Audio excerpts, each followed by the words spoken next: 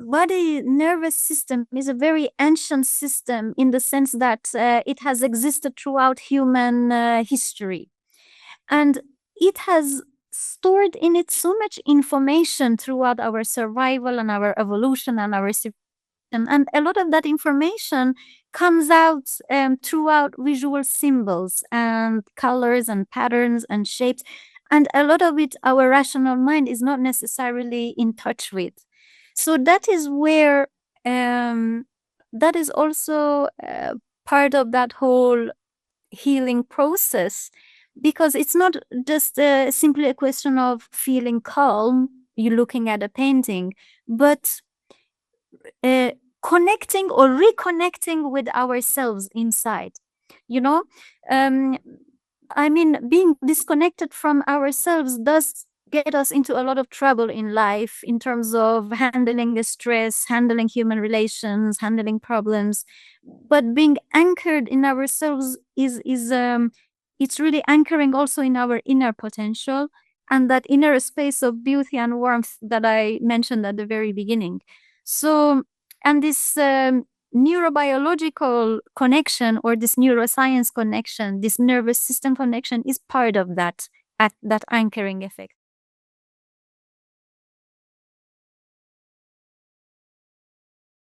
Welcome. Today I have with me Lida Sherafatmand. She's an established and celebrated painter and writer who has founded the idea of Florescencism. I'm going to be struggling with that throughout the episode, but we'll get there. Florescencism is a contemporary art movement rooted in beauty, emotional healing, and connection that seeks to reshape what it means for art to engage with the human spirit in a fractured world. Her work blends beautiful floral imagery, like the one we see behind her just now, with insight from neuro-aesthetics and trauma-sensitive philosophy, offering art not merely a spectacle, but as a space for restoration, resilience, and depth. Lida, welcome to the show once again. Thank you so much. Thank you for having me. Of course. And so, like, just to go back on that point of why I was so excited to speak to you, I think your work is very important in this time that we are in right now. You know, I feel like my generation is overstimulated, emotionally saturated, and also kind of disconnected from the world. And I think one of the ways that I found me to pull myself out of that is through art and through beautiful art that speaks to me, allows me to, get in touch with emotions and and all these deeper meanings. I think your work kind of working at the intersection of aesthetics, psychology, and ethics allows us to really think about the reason for art and the meaning behind art. And on that idea, the kind of the idea which you can talk about a lot in your work, Florescencism, feels like a style, but also a psychological take on something that could be, something that could be more. Could you talk to me about that? What is at its core? What is Florescencism? The whole idea, I think, started from the very beginning in a way, in my experience in the world as a child, because when I was 3 years old, the Iran-Iraq war started. And my hometown, Khorramshahr, was the first one which got bombarded. And as a child, I was wondering, whether I have done something bad, and is this why this is happening? And during those moments of questioning, actually, images of beauty similar to seeing started coming to me, and that's where I knew there is more to life than just the cruelties that we were witnessing around us.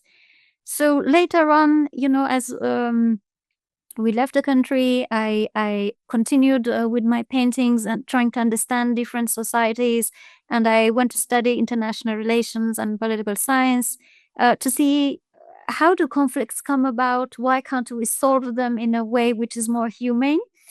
And I realized, that those images of beauty that were coming to me all along are actually a space of beauty and potential and warmth and connection which we are all having inside us. It's just the access which we might lose at some point because of many reasons, So I took the commitment to make that access possible for my viewers as a painter.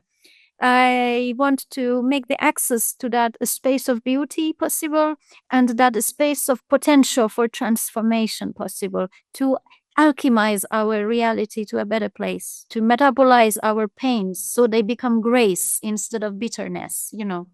That's That's such how the whole thing came. That's such a beautiful way to put it. And there's so many parts of that I want to touch going on throughout this episode. And but yeah, let's start more with this kind of sticking more with the idea of Florescencism. When did you start to realize that it was something that could be a collective healing too? When did you start to look at rather than just a personal understanding about art? When did you start to think actually this be something that the art itself could benefit from? Mm. Yeah, I think I was, in 2004, so like years ago, I wrote this manifesto called Humanitarian Art Manifesto, which said that we cannot only do art for art's sake, which was an idea that became very prominent from the 18th century Enlightenment and later, in modernism. And I thought as an artist, I cannot just think about myself. I have to also think about society, because what I'm creating is going out there in the society. It's going to influence them. It's going to have an impact, even if it's subliminal, indirect impact. So in that manifesto, I wrote about art for people's sake. And many artists actually resonated with that. It was signed by artists in about 20 countries. It got translated to several languages. And I'm glad to see that today, participatory art and activist art are part of the mainstream vocabulary and practice. And but what was in a way missing in that manifesto was the aesthetic side. Um, and throughout the years practicing as a painter and exhibiting, I noticed that we do actually need beauty, because too much of our art started to only contest the cruelties by recreating those cruelties, creating shock effect. And at a certain point it becomes so saturated that I realized the art scene is adding to the cruelties by creating cruel looking works. So that's also in the meantime, I was also going through my own, healing processes from the experience of war, revolution, changing integration and all that. And I was studying a lot about the body nervous system, our neurobiology, how does trauma affect our neurobiology. And that's when I came across the new researches in the areas of neuro-aesthetics. So studying how our brain responds to beautiful images of art that we see. And from there onwards, I started integrating that, because I realized we need to be grounded somehow in ourselves, in our bodies, and that the artworks can create that platform for the viewer to get grounded in themselves, go to a different place than the general news that we see. And I completely agree with you. And like, I feel like this really took form during the pandemic. And we saw this in the post-pandemic era where people was trying to find a way of like, expressing themselves. And art got this massive resurgence. Can you talk to me about what you thought about that? Kind of the post-pandemic kind of artistic kind of expression and how that relates to kind of what your work is trying to say. Mhm. Yes, in fact, I think, as you very well mentioned, the pandemic time brought us to many realizations. I think the art museums, started taking out many artworks which can make people sit and ponder. They couldn't, during the pandemic, they couldn't continue showing shocking art and too much spectacle, and, because people were in a different state. And also, I think the pandemic brought out the fact that we got a little bit disconnected from each other as people due to the speed of life. And we got also a little bit disconnected from nature itself.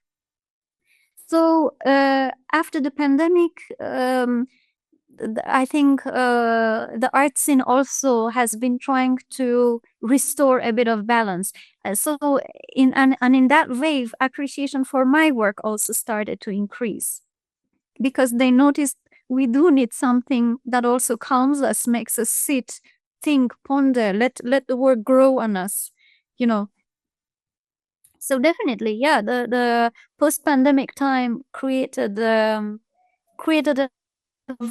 visualization spaces. Yeah. I completely agree. I think that's kind of what's been at the forefront of my mind, especially in preparation for this conversation, because I've realized that has been a massive shift from um and as a society or even as a generation, we've gone from art for art's sake, to provoke, to make statements, to even as an entertainment, to art as an actual need, as a healing factor in our in our culture, and like kind of reflective. Okay, how do we build a community around art and find each other that way? And I think this is something that may have been something we'd forgotten because of the fast pacedness of our world, that we're trying to rediscover more now than ever. And so like we were turning and looking around for things that could really like bring us together, and arts it's that can really kind of put us in our body and internalize the beauty of art, which is why I'm so fascinated by this conversation, which is why I reached out to you. You mentioned kind of neuro-aesthetics. Can you talk to me about that now? What kind of drew you to neuro-aesthetics early on? The first essay which brought the whole idea was by a professor of neuroscience, Professor Ramachandran, who wrote this essay together with a colleague, I think William Hurst, it was, called The Science of Art. So they tried to figure out points that neurobiologically instinctively make a person find an artwork beautiful. So, not because culture told us, not because art history told us, not because critics told us, but because you just see it and you go, oh, that's beautiful, you know? Just like when you look at the sea or you look at the sun or a forest and you go, oh, that is beautiful. Nobody comes and tells you when you see a forest with these trees and this green and that is beautiful. You know, there is no rational thinking there. It's more by instinct. So that essay really intrigued me and got me into researching more. And I had a fellowship in Germany in 2019, where I really focused on neuroscientific findings regarding aesthetics. And the with Institute also, which are doing really much research in neuroaesthetics. So I'm always following what are the new points that they have found, and I integrate them. And a lot of it has to do with the natural environment around us, because our bodies recognize nature because we are part of nature. Actually, it's not such a separation, humans and nature. We are part of it. We're one of the species on the earth. So it's a lot of the findings of neuroaesthetics is the application of these um, natural shapes, patterns, colors. A lot of it has to do with that. And then part of it also goes into the evolutionary biology, our survival history. Um, but yes, and then there is also this field which is called sacred geometry. I mean, the word sacred might be misleading at first, but it's the application of geometrical shapes in our own body. You find you look at the I don't know, you look at the walnut and you see it looks like the brain, for example. Or you look at the tree branches and you see it looks like the branches of the veins in our lungs. These types of connections. From what you said too, I think what my kind of interest goes into, my curiosity really wants to find out, is the effects of visual beauty on our emotional states, kind of marrying the two of what you were talking about of neuroaesthetics, but also the kind of the healing factor of art. Can you tell me what you think the effect of beauty is on ourself, on our emotional states when we're looking at it and just kind of pondering and seeing the kind of I don't even know how to describe it, the kind of the transcendence that it gives us. Yes, our body nervous system is a very ancient system in the sense that it has existed throughout human history. And it has stored in it so much information throughout our survival and our evolution and our and a lot of that information comes out throughout visual symbols and colors and patterns and shapes. And a lot of it, our rational mind is not necessarily in touch with. So that is where, that is also part of that whole healing process, because it's not just simply a question of feeling calm, you looking at a painting, but uh, connecting or reconnecting with ourselves inside. You know, um, I mean, being disconnected from ourselves does get us into a lot of trouble in life in terms of handling the stress, handling human relations, handling problems. But being anchored in ourselves is it's really anchoring also in our inner potential and that inner space of beauty and warmth that I mentioned at the very beginning. So, and this neurobiological connection or this neuroscience connection, this nervous system connection is part of that, that anchoring effect. So this type of beauty is not the shallow cosmetic type of beauty as you can see. It has a little bit of a deeper aspect to it. So what by instinct our bodies find beautiful, just like looking at the sea and you find a certain beauty and awe, something just feels calm all of a sudden. You feel grounded all of a sudden, you know? So that is part of it. Also, the symbolic part, let's say I have these white phoenixes there or some of the flowers that I'm using. The symbolic part is the this thing of access to the nervous system, because our nervous system has a lot of stored imagery in it. It's what they would call the preverbal language.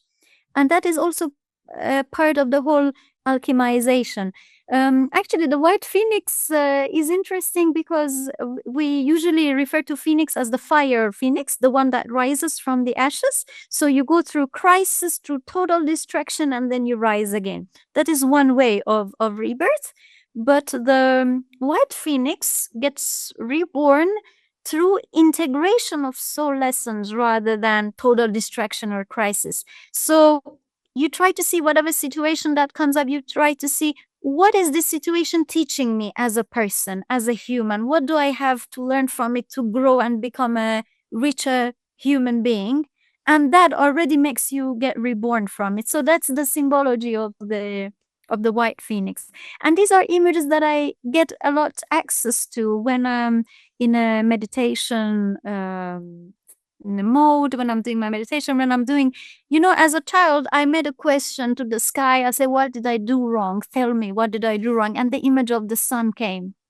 You know, as an adult, I'm still using the same method. It's just that now I do it as an adult. I call it meditation and I wait and I ponder on the symbol, it's become more sophisticated. But in the very essence, it's really the same thing in a way, listening to that inner voice of wisdom, and then we get access to all these answers in a way.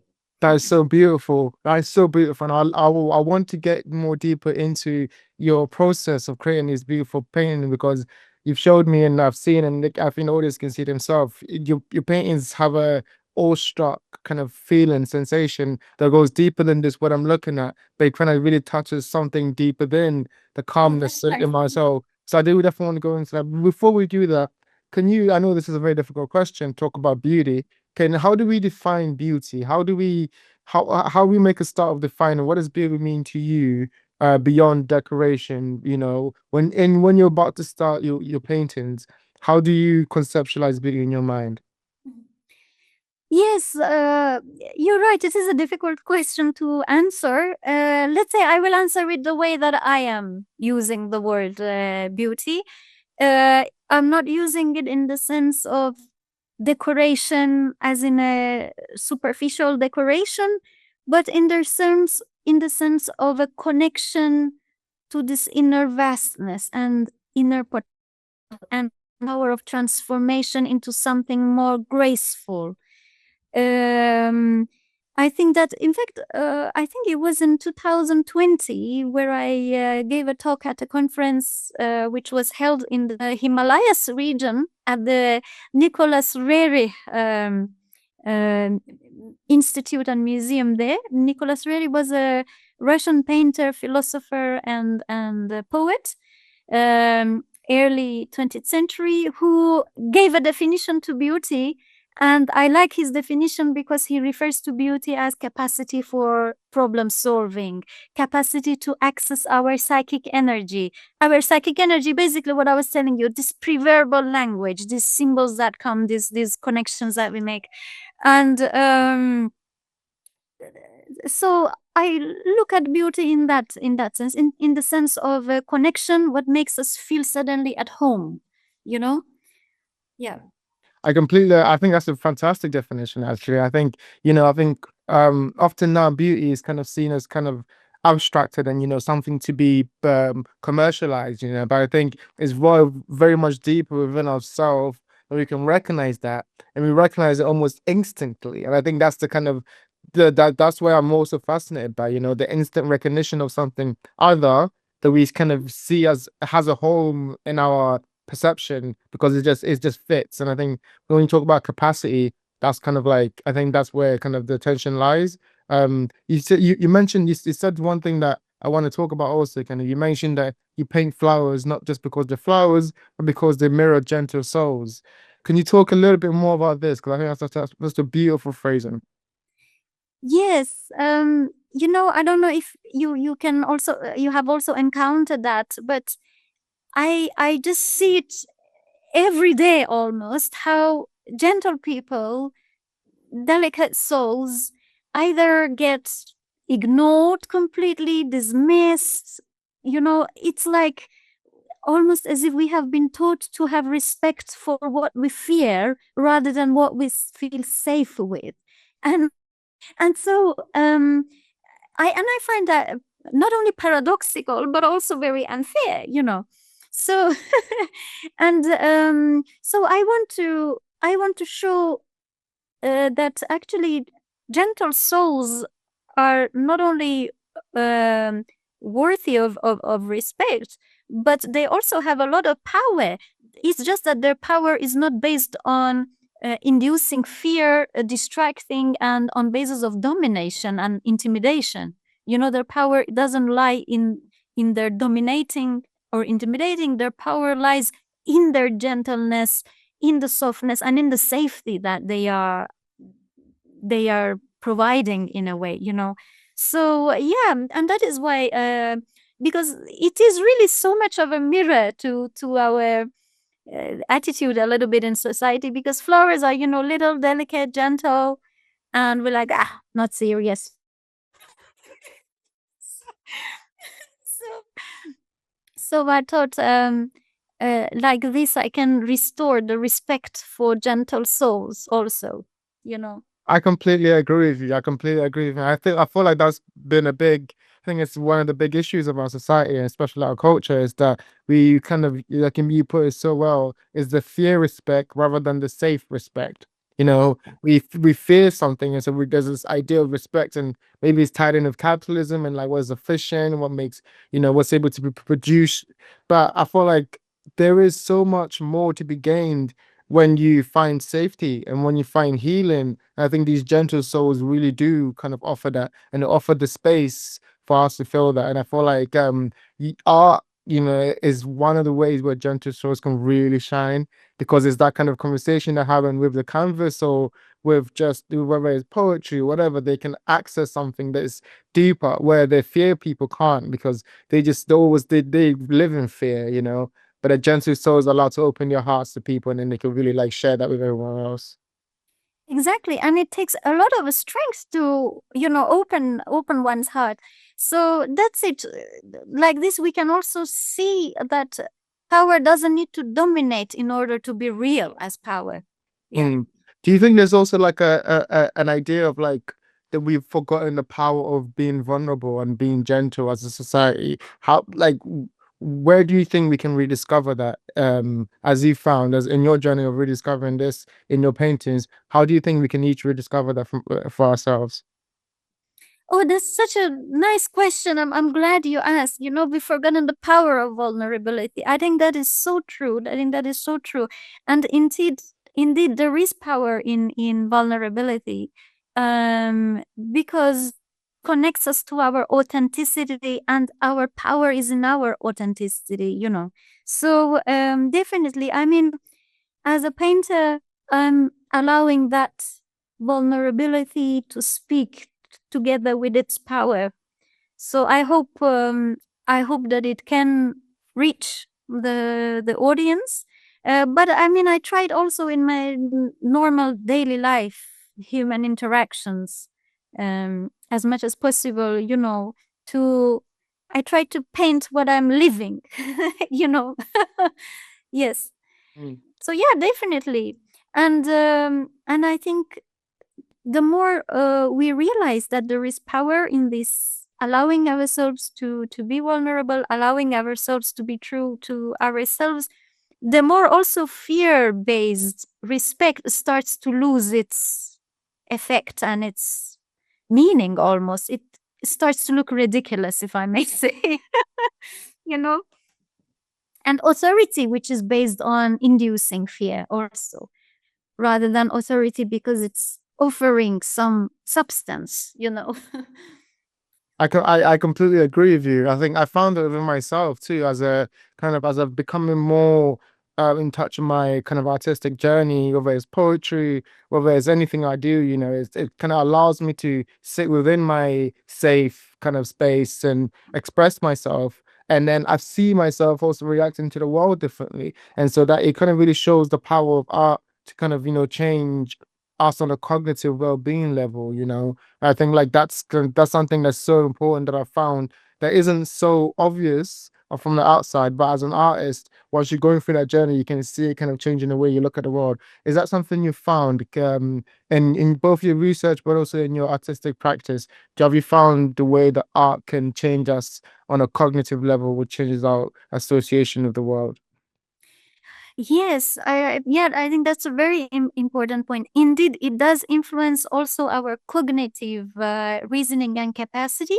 Because, I mean, if you noticed, if one day something really upsets you and makes you angry, the way you reason about the whole situation or you see it would be totally different than when you would have, let the dust sit and calm, because you start to reason completely differently.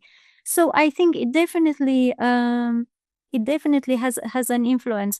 And this is also one reason why I have been collaborating also with spaces where diplomats and where ambassadors meet.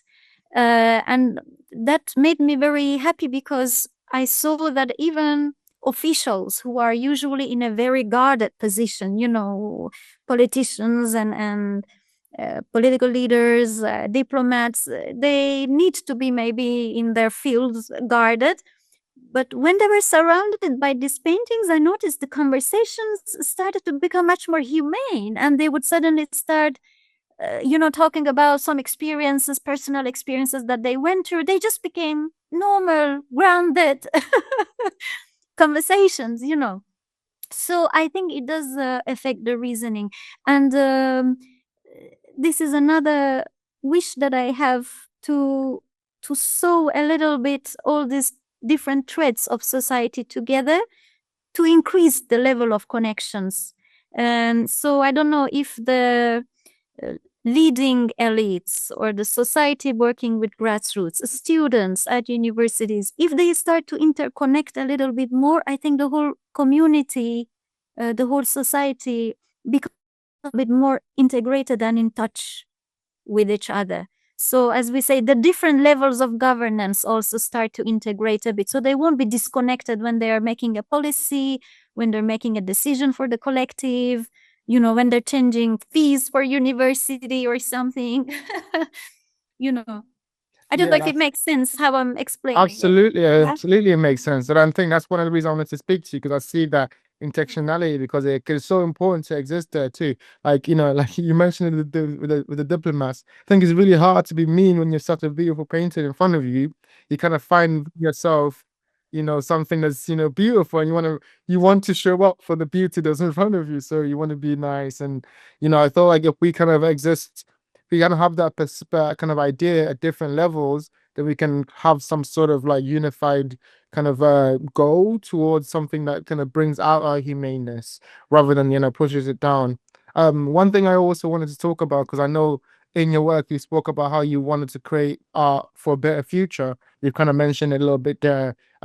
Speaking on that for a second, because I think that's such a beautiful sentiment. What does that better future kind of look like to you when you imagine it in your head? You know, we've talked about the kind of like the fear, respect society that we kind of want to move away from. In this better future that your art kind of fosters, what does it kind of look like?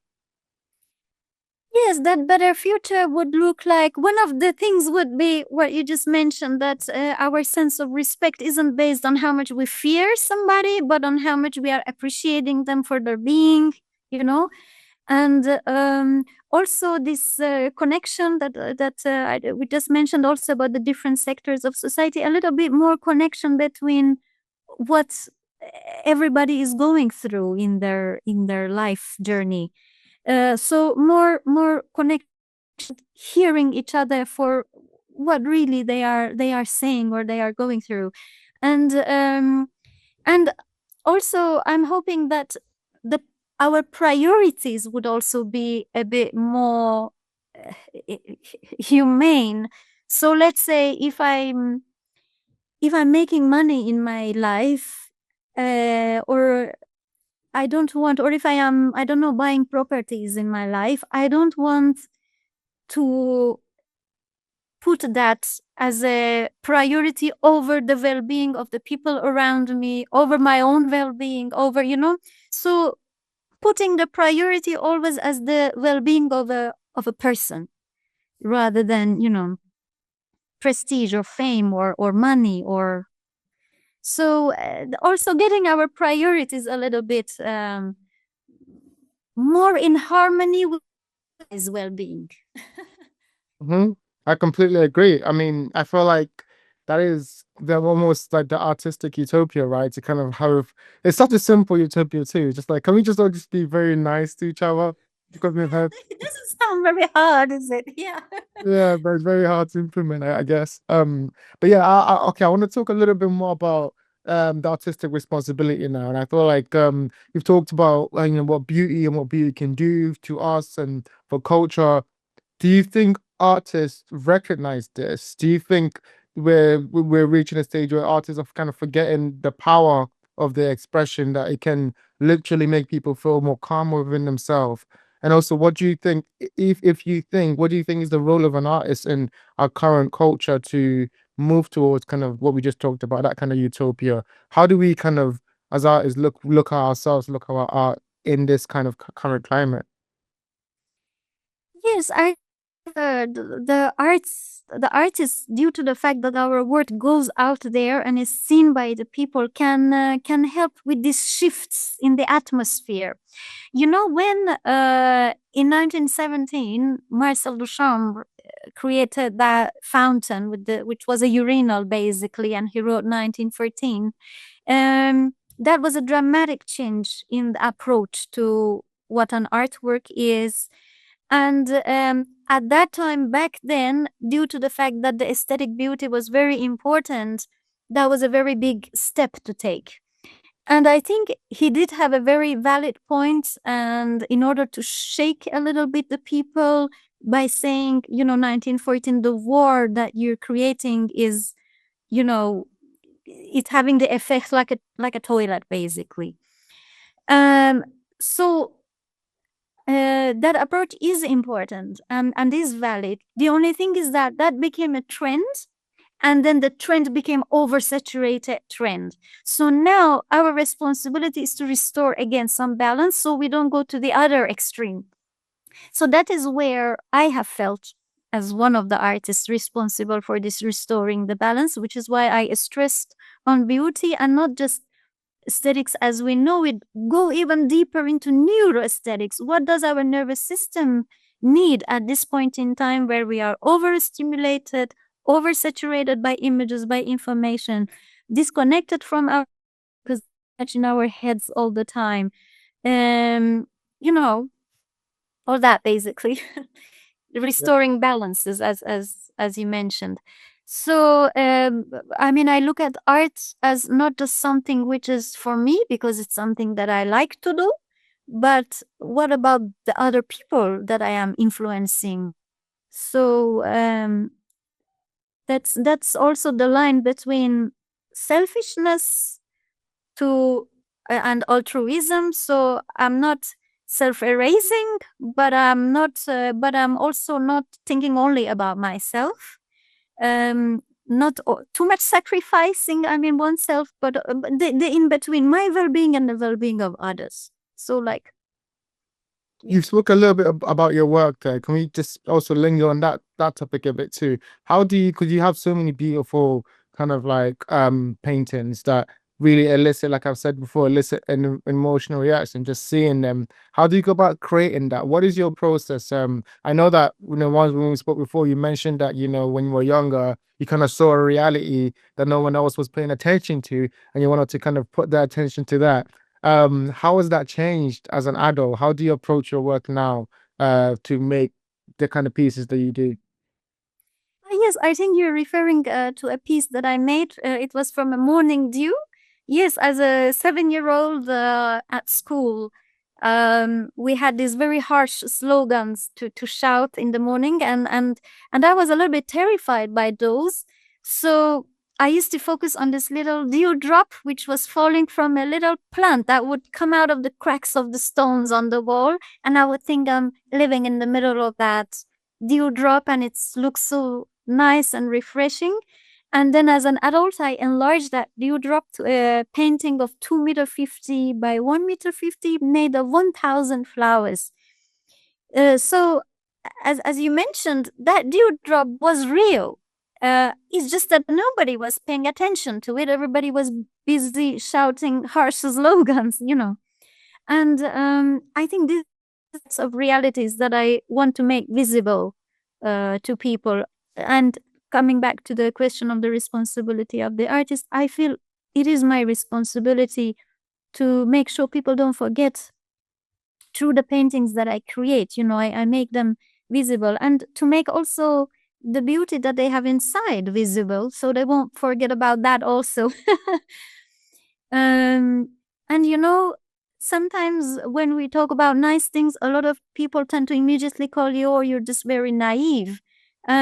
But to me, I mean, I saw very cruel sides of life in terms of people, family members who got killed in bombardments, others relatives who were executed because of the political disagreements, um, people getting tortured because so um, my seeing the beautiful side of life is not coming from a naive place. It's coming from a very conscious place that if the cruel side exists, the beautiful side exists also. And if we don't see it, then we are just as naive as somebody who would deny the cruel side. So I think it's very important to see both sides, and it is through the beautiful side that we can gain enough strength to metabolize the other side and transform it to something better. This is my humble point of view and experience of life. Yeah. I completely agree, and I think it's my kind of also kind of perspective too, where it's like if we do focus on the beauty, we can have the strength to kind of face this, because otherwise this becomes very cynical.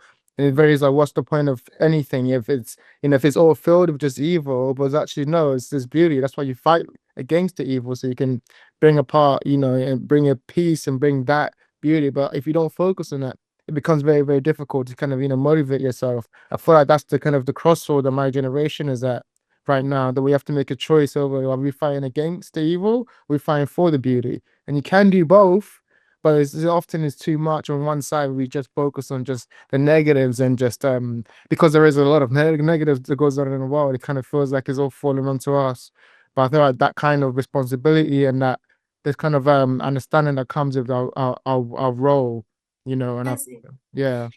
Yes, very true. And that is the part which I refer to the collective metabolizing something, alchemizing something. And this is another responsibility, let's say, that I feel with my art. So besides my own personal healing journey through traumas and everything, I mean, I'm sure you've come across the term collective trauma. So when the majority go through certain traumas, it becomes a collective trauma. And I feel that with images that go out in public, they can provide a certain configuration, a certain architecture that also makes the collective trauma possible to be metabolized, so we can process it to move on. Because if we don't process it, we just go back to the same circles, and also talking about the cognitive influence, um focusing on the negative. I mean, many of the self-development teachers and these new philosophies that we have, if you and also older philosophers, to solve a problem is very difficult if you remain in the same mindset. You have to come out of that mindset which created that the problem, and then you can offer an interesting solution for it. Because otherwise, solving a problem from the same mindset that created it just creates a vicious circle. Exactly. Yeah. Yeah, and I completely agree. And I feel like that's that collective emotions, and like, my next question was going to be about that, the idea of collective emotions. Speak a little bit more about that because I feel like that's not a concept that most people are kind of aware of. Where can you speak about what that collective trauma comes from, and how do we as a society get over these collective emotions, and how do we heal together? You mentioned paintings, but if you could speak a little bit more about that, that'd be great. Yes, the collective trauma, I think, is a very real thing. And as a person who has traveled a lot, I notice it in societies. I notice when the way people talk, the way people interact, you notice what are the similarities in a certain particular community, and certain things which make people suddenly react with fear. You notice that's coming therefore from a collective trauma. If, for example, uh, every person you meet suddenly reacts with fear because you are a foreigner, or suddenly reacts with fear because, I don't know, you have a different skin color, or you have a different hair type, or a different eye color, I don't know. So these would all come from some collective ideas which have formed a certain blueprint. And that is in fact one colloquium that I took part in last October. It was called Mothers Without Borders, the phenomenology of mothers' soft power in peace building. Uh, I'm myself not a mother. Fortunately, I haven't had that honor yet. But as a female artist, and as a person who cares towards the younger generations, I do have that sense of mother instinct, let's say, to care.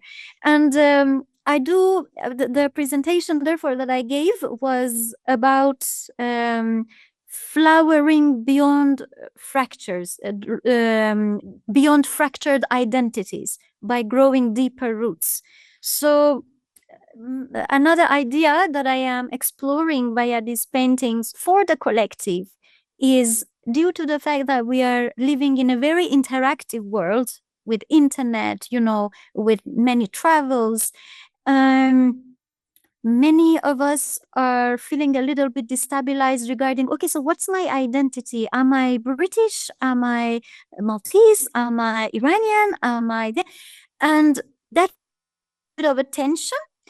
And so what I'm offering through my experience and through my paintings is that we need to grow deeper roots in our identity as a human. And therefore, surface changes of identities don't destabilize us, don't need to create tensions. If I don't know, if I change the model of my shirt, or if I don't know, change the color of my hair, that shouldn't create so much tension in somebody talking to me. I'm still the same human. So, through these neuro-aesthetic, I'm also reviving the idea that we are sharing the same nervous system mechanism as humans. We have, as the creatures of the same earth, So that is where our deeper roots takes. So at that point, it becomes a pleasure for me to learn what do people in Ghana, what has this culture evolved? What can I learn from there? My friend from Nigeria, what has that culture evolved that my culture hasn't evolved? I want to learn from that. I go to Paris, what have the Parisians evolved that I haven't? In Britain, what have they evolved? At that point, it becomes a pleasure to learn from other people because I'm growing as a human there. And I don't need to base my identity only on these surface things that keep changing with the environment, with the haircut, with the hair perm. you know. So that's all part of this collective traumas. Also, even when it comes to wars, let's say I met a very nice person who is half Iranian, half Iraqi. And she was sharing with me how it was difficult for her sometimes meeting people from Iraq or meeting people from Iran, because at that time there was a tension between the two countries because they were at war. But she's got two parents from both sides. What do you want her to do? Take sides? you know? And again, that comes down again, deeper roots in our humanity and metabolizing the traumas even of war. If there has been an aggression from the side of another collective in the past, I mean, nobody came and asked my permission for that war, so don't blame me, Mm-hmm. Oh, that's so well said. Thank you for that. That was beautiful and brilliantly said. And I think it's such an important point that I think my generation is struggling with. And I feel like each younger person that kind of grows up in this kind of culture has to make that decision for themselves.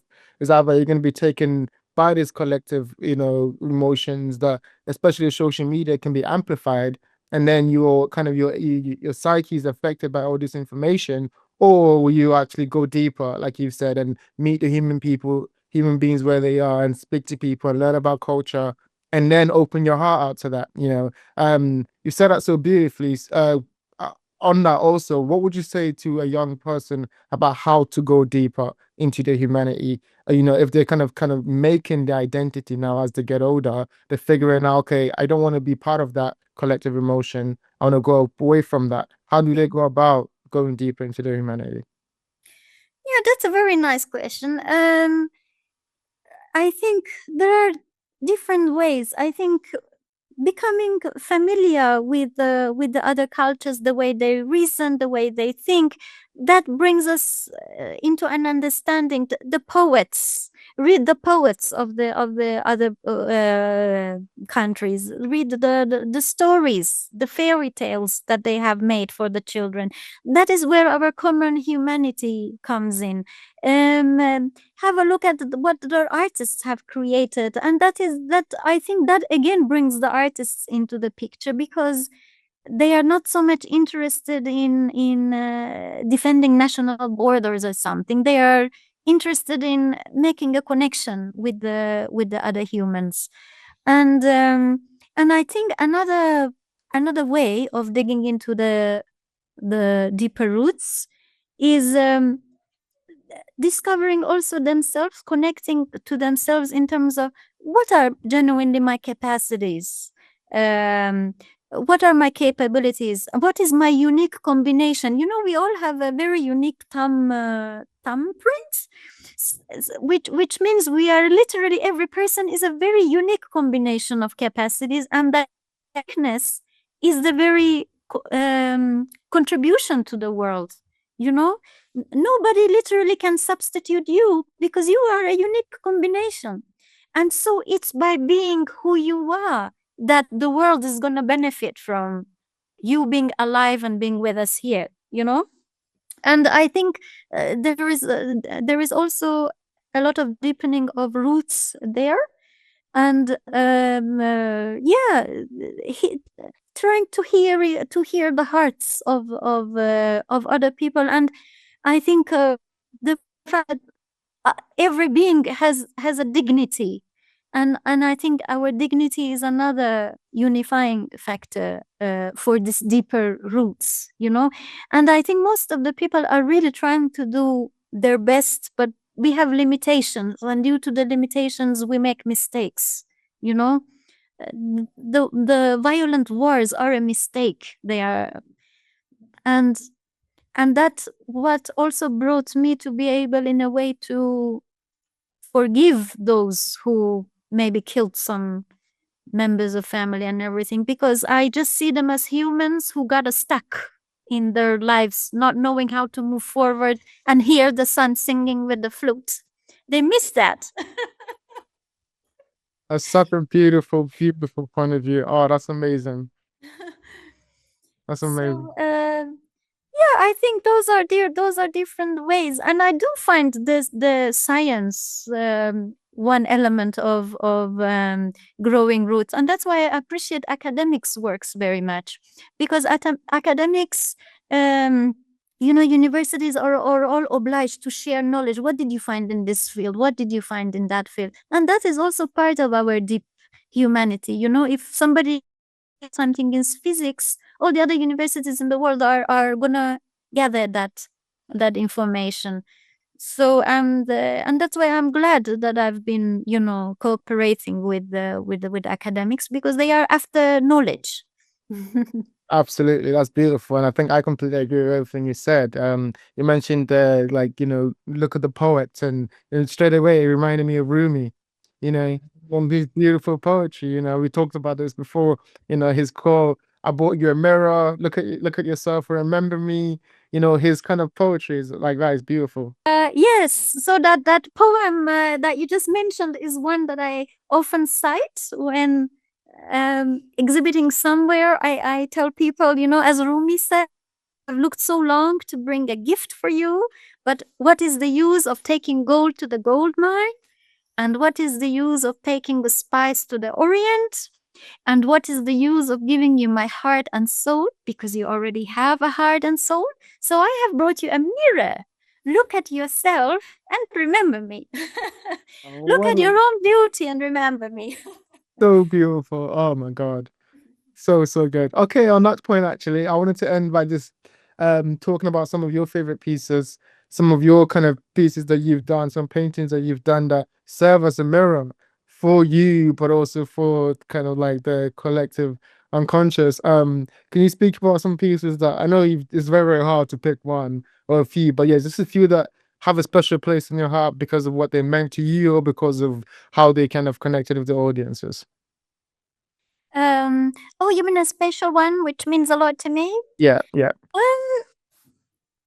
I mean, they all mean a lot, as you can imagine, but probably the one of the morning dew is one of the special ones, because that really represents a real life lived moment that is what's part of reality that everybody was missing, as I mentioned, and that it's also representing the miracle of life, because every a morning dew means a new day has just started, so it's the miracle of life coming to us.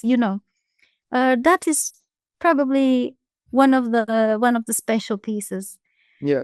Yeah, other ones I don't know which ones to think of at the moment. Okay, what about the one behind you? The one behind you. How does that?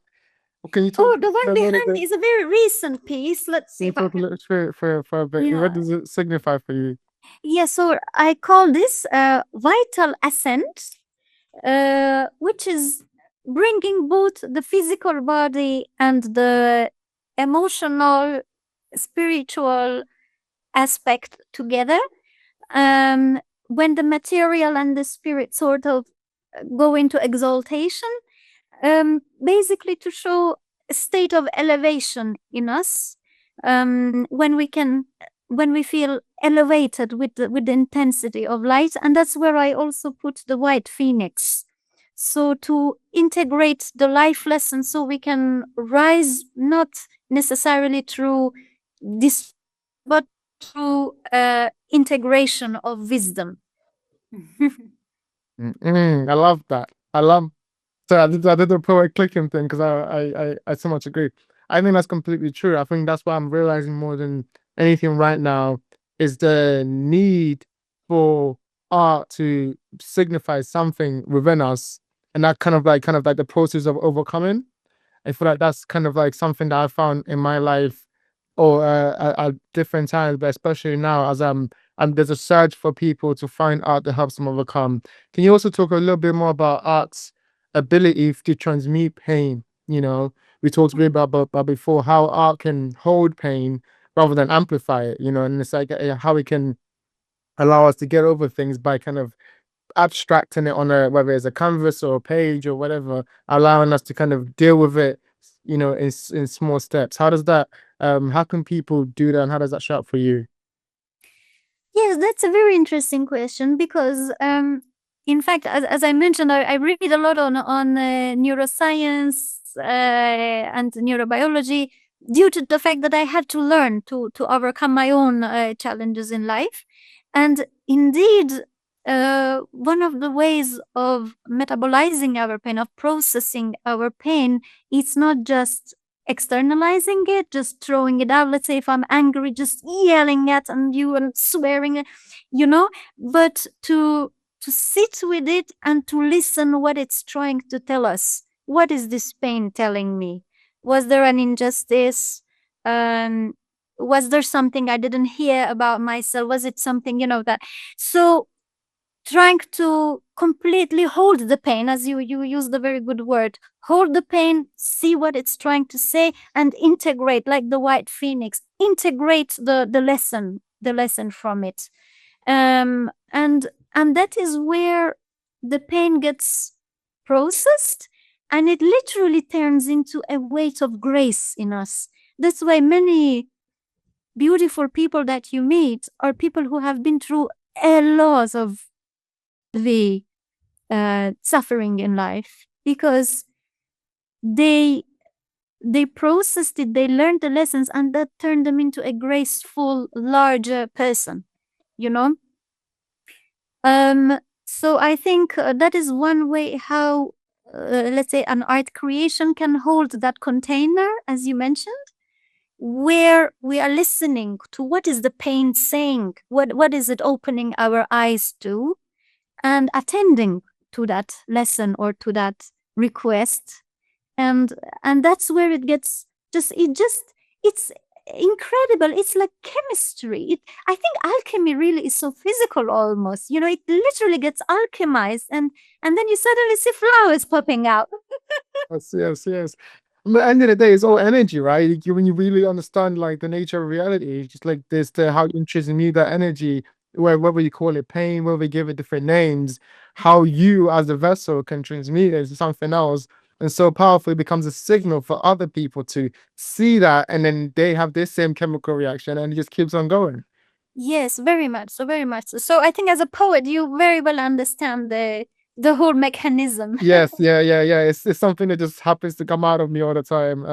Right. Yeah, very much so. The final question I had too, and I always ask people this, is that how has art taught you anything about the value of an artistic life or the meaning of life? You know, just from that perspective of the artist that you've become through your journey, through trying to, promote this kind of healing factor of but the beauty of art.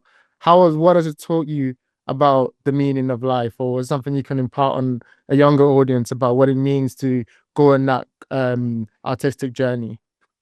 Oh, you mean like for the young people who feel a calling towards becoming Yes, an or artist? about to start on that journey. What does that journey look like? What can it offer them? I see. Um, Speaking from my personal experience, it's really a like a vocation calling. It's a path of service.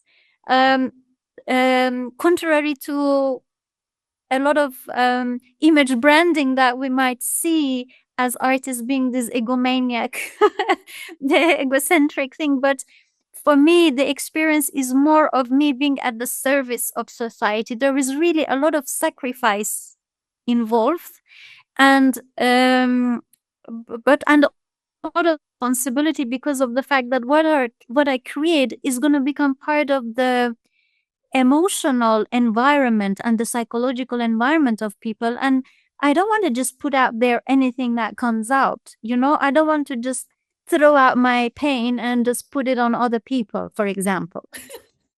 you know, I at the same time, I'm not criticizing or putting down other artists who do that.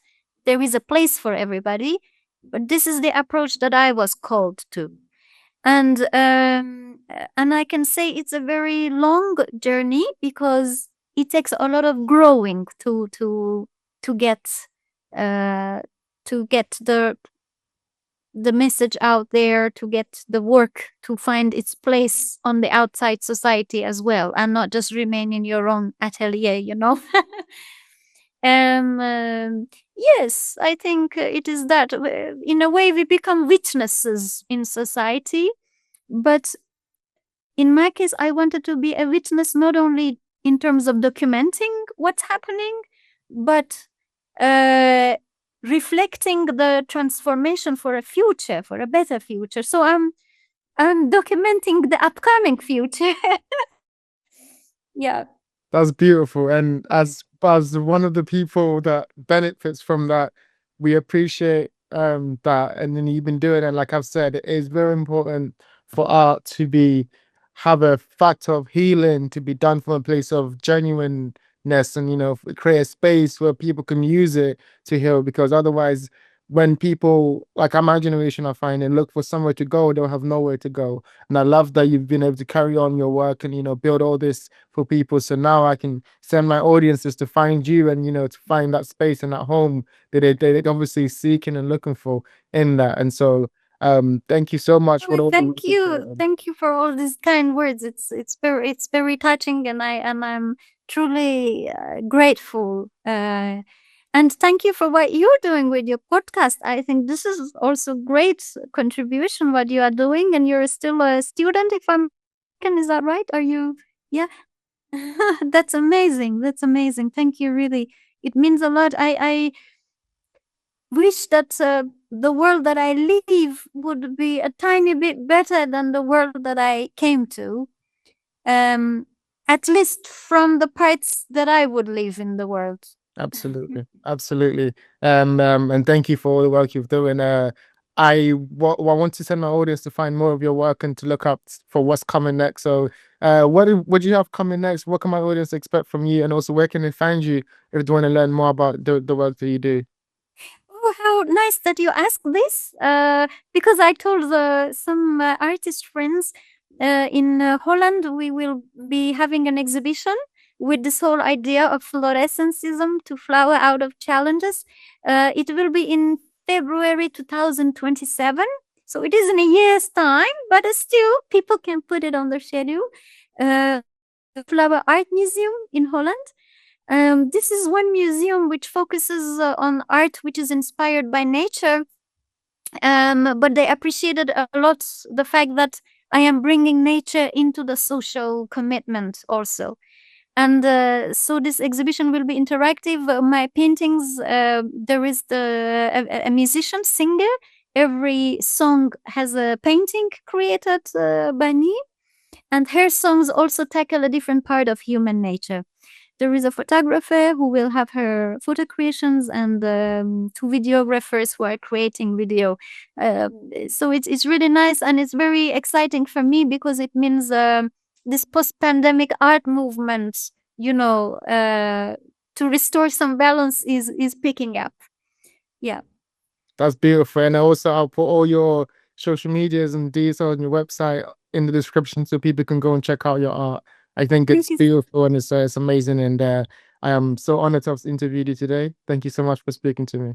Thank you so much, and I hope to have you at the opening and your friends, colleagues, Absolutely. I'll try. February 2027 in Yes, Flower Art Museum. absolutely. Thank you so much for today.